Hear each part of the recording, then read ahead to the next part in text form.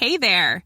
Did you know Kroger always gives you savings and rewards on top of our lower-than-low prices? And when you download the Kroger app, you'll enjoy over $500 in savings every week with digital coupons. And don't forget fuel points to help you save up to $1 per gallon at the pump. Want to save even more? With a Boost membership, you'll get double fuel points and free delivery. So shop and save big at Kroger today. Kroger, fresh for everyone. Savings may vary by state. Restrictions apply. See site for details. Thanks for choosing this free Anfield Index podcast. If you'd prefer to listen to this or any of our other shows without adverts, then now's the time to check out Anfield Index Pro. With AI Pro, you can supercharge your entire listening experience. You'll not only get all of our podcasts without the ads, but you'll have them far faster with our Quick Publish feature available exclusively for subscribers. AI Pro also puts you in the heart of our sound studio, with an option to listen to many of our shows live and interact with the podcasters in real time as the shows are recording. Upgrading couldn't be easier. AI Pro is available on all popular podcast platforms, and we have our own apps for Apple and Android. Just head on over to AnfieldIndexPro.com and get started today. Hello and welcome to the Daily Red, your lunchtime catch-up on all things Liverpool FC.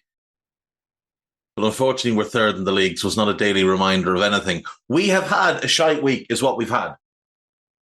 A bad performance and a bad result at Old Trafford. An awful performance and terrible result at home to Atalanta. And a bad performance and a really bad result at home to Crystal Palace. But. Look, we have 7 games. Potentially 10, but 7 games left with Klopp. And while, yes, he stood on the sideline on Sunday and looked completely out of ideas, if there's one fella you would back to just get one last tune out of this group, it is him. Now, a lot of the players look tired. But at the same time, a lot of them just look like they're a little bit shorn of confidence. Darwin looks like his confidence is on the floor. Diaz looks like his confidence is on the floor. Same with Curtis Jones. Same with Szoboszlai. And if there's one manager that you would back to get their confidence back to a level where they can go out and take on the world, it is Jurgen. And I keep seeing people say, oh, well, this was always bound to happen. We've been punching above our weight and we're never on the level of Arsenal or City. And I just think that's the biggest load of horse shit that I've ever heard. How are we not on the level of Arsenal? Like, in what way? Do they have a better manager? No, they do not. Do they have a better goalkeeper? No, they do not. Do they have a better right back? No. Better centre-backs? No. Ibu and Virgil are better than Saliba and Gabriel. Do they have a better left-back? No. Even with the decline of Robbo, he's still better than what they have. You look at the midfield group, I'd take Rice over Endo, even though Rice isn't a 6. I'd still take him over Endo. And I'd take Odegaard. But the third would be McAllister. But then if we're talking about depth, I'm taking Curtis Jones over anybody that they have. I'm taking Szoboszlai over anyone that they have. I'd take Partey over Endo as a footballer, but obviously not as a human being. And Endo's available, Partey generally is not. They do have Jorginho who's decent, but like, I don't see a big difference in terms of the individual talent in midfield. And then we look in the attack. You take Salah over any of their players, but especially Saka, who plays his position. I'm taking Darwin and Jota over any of Jesus, Havertz, and Nketiah. I'm taking Jota over Trossard, without question. And I'd take Diaz over Martinelli. I'd also take Szoboszlai on the left over Martinelli. And I do wonder if Jurgen might just give Dominic a run on the left wing, because that is closer to his actual position that he played at Leipzig and at Salzburg than the number 8 role. Now, the thing is, without him in midfield, we do lack a little bit in our press. When him and Curtis were playing as the 8s, we were able to overwhelm teams with that press.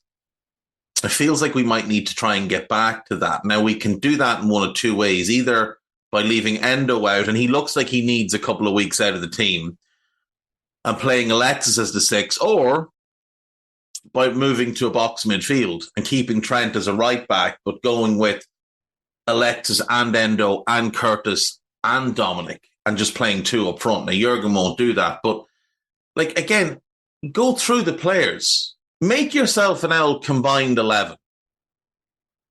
If you don't have at least 8 Liverpool players, you're away with the fairies, in my opinion.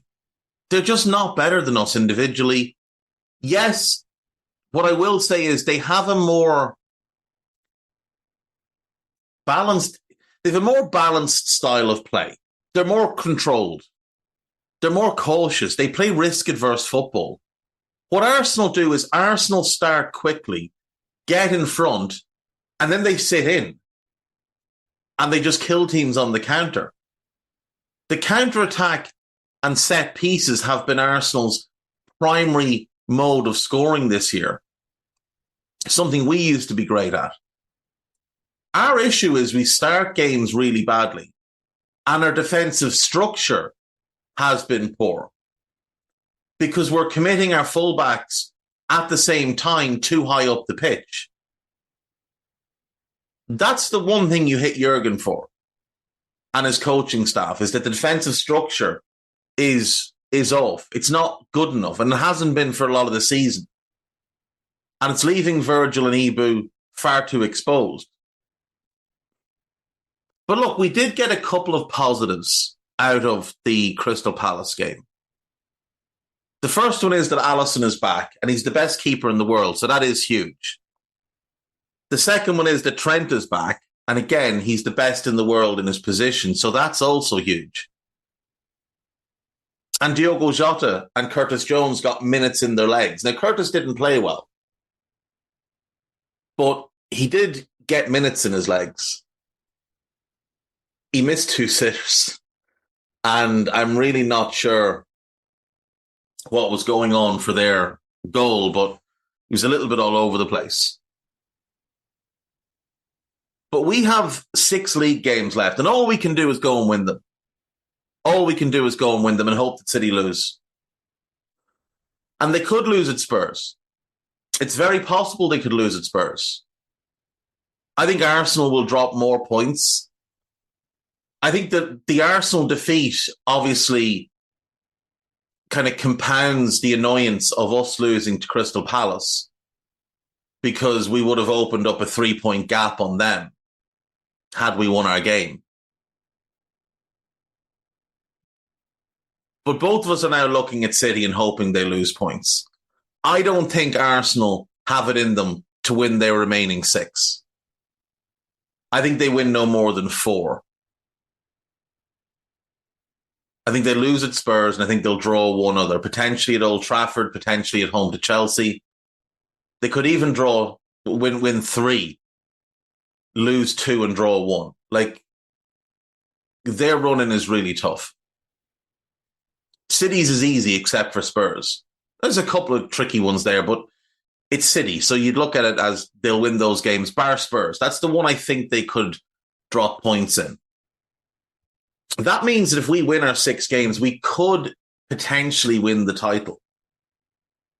Or we could potentially lose it on goal difference if they draw that game against Spurs and win the other 5, which would be horrific. But all we can do is win our games. And does this team look capable right now? No, but it has in the past. It has in the past. This team doesn't look capable of going to Bergamo and scoring 3 and keeping a clean sheet, but it has in the past. It's gone there and gotten 5. And maybe I'm just trying to talk myself into it, I don't know. But I feel like that Atalanta team have been bang average all season, came into that game against us in fairly rotten form, and we played right into their hands. Now, at the weekend, they went 2-0 up quite early, but then conceded 2 quick goals. And their defence is questionable. If you get past that midfield where Ederson is just hoovering up everything, and you get in on that back three, it can be got at. It really can be got at, and it can be exposed.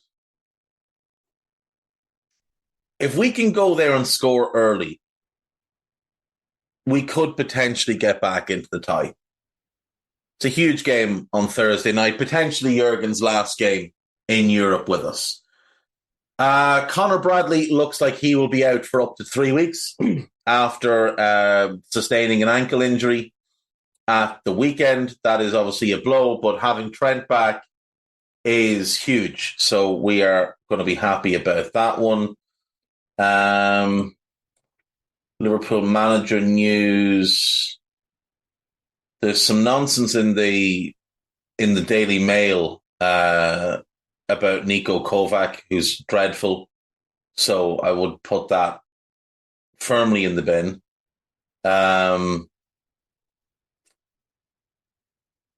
With a bit of luck, we'll get Ruben Amorim done and dusted quite soon. De Zerbi's name is in the mix. Thiago Motta's name is in the mix. His football is interesting. Thomas Tuchel's name is floating about. Seems very unlikely. Gary O'Neill's a non-starter.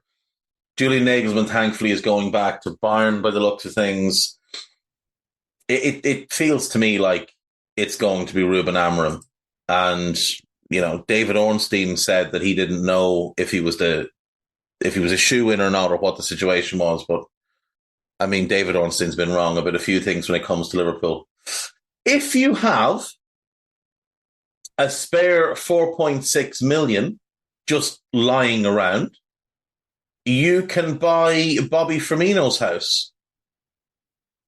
He has put it on the market. It's a 6-bedroom property in Formby, and it has currently been advertised on Rightmove for 4.6 million. The mansion located on the corner of Lifeboat Road with a direct link to the National Trust Park and Formby Beach. So there you go. If you have 4.6 billion just burning a hole in your pocket, sure, what else would you spend it on? Wouldn't that be just lovely to buy Bobby's house? On AnfieldIndex.com, let's have a gander and see what's new. Obviously, there was nothing yesterday with the anniversary of Hillsborough. There is a piece on Trent and his journey under Jurgen. A piece about Cody Gakpo. A piece about why Liverpool struggled against Crystal Palace and Atalanta. Liverpool goalkeeper moves closer to summer exit. I assume that is the one and the only Adrian. It is. Philipp Jurgensen and a long-term successor to Alisson. So this piece basically breaks down the goalkeeping situation. Podcast-wise, there is a new Under Pressure covering Atalanta and Crystal Palace. It is Dan Kennett, Cy Brundish, and Phil Barker. There is Raw if you want to go back and relive that from the weekend as well. There's going to be lots more now coming this week. We're recording Scouted immediately after this, which is why this is going to be short. There's a Stat Me Up being recorded today as well. Tomorrow you'll get a press conference pod and a buzz pod, so do make sure you listen to that. There'll be Raw on Thursday. There'll be Scouser Tommy's, Minefield, and AIP, as well as Moby on the Spot on Friday. So loads to come. Loads to come. So I will see you all. No, I won't see you tomorrow. I will see you all Friday. I won't be here tomorrow or Thursday. I have to go and get my head scanned and a few other bits and bobs done on Thursday. So, all is well. But this fucking vertical thing is just, it's gotten to the point now where it needs to be looked at. So I will see you all on Friday. Take care of yourselves. Have a good week. And hopefully I will be on Raw on Thursday. So the next time you hear my lovely voice will be Scouted and then Raw. And you might hear me very miserable on Thursday. Very miserable.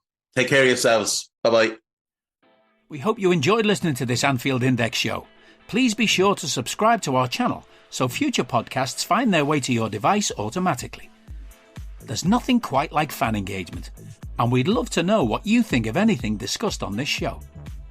The best way to get in touch is over on our free Discord community, where both podcasters and listeners debate the hottest LFC topics 24/7. Sign up free now at AnfieldIndex.com/Discord. You won't regret it. You can also follow us on Twitter at Anfield Index and find us on Facebook by searching for Anfield Index. Oh, and before you go, we'd love it if you could leave us a 5-star review on your favourite podcast app. It only takes a couple of seconds, and it means the world to the people who create these free shows. Sports Social Podcast Network.